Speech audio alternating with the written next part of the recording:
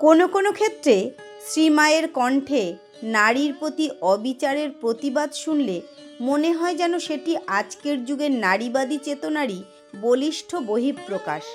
তিনি এক ভক্তকে বলেছিলেন, সন্তানদের অনেককে তো দেখি নিজেদের ভুল ত্রুটি অপরাধের ইয়াত্তা নেই, তবু তারা চায় বউঝিরা তাদের কাছে নত হয়ে থাকুক।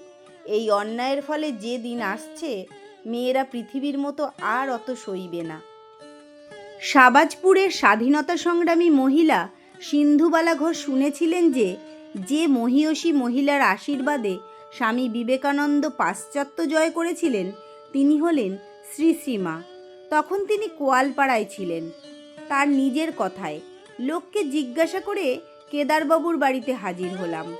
এর আগে শ্রীশ্রীমাকে কখনো দেখিনি। ভাবছিলাম বাড়ির কাউকে শ্রীশ্রীমায়ের কথা জিজ্ঞাসা করব। এমন সময় এক বয়স্কা মহিলা আমাকে বললেন, এসো মা। তাই তো মা, ভাবছিলাম এত দেরি হচ্ছে কেন, আসতে কোনো অসুবিধা হয়নি তো?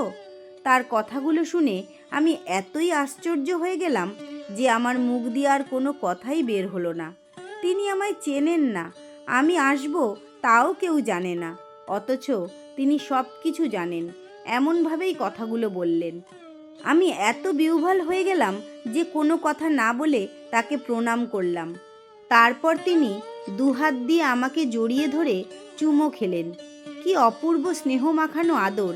জীবনে যেন কারোর কাছেই এত ভালোবাসা পাইনি, এমন মনে হলো।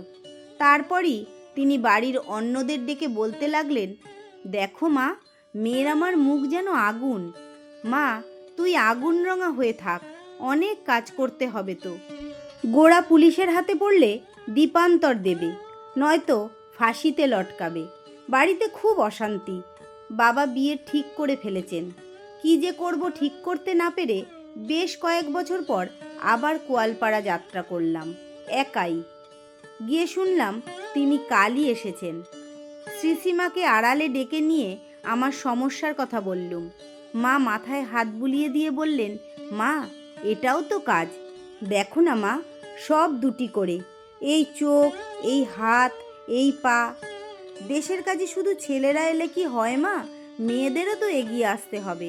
তুমি তো মা খুকিকে দেখোনি, সেও আগুনের মতো তেজি ছিল। তবে মা, সাবধানে সব করতে হয়। সংসারও করবে, সাধ্যমতো সে কাজও করবে।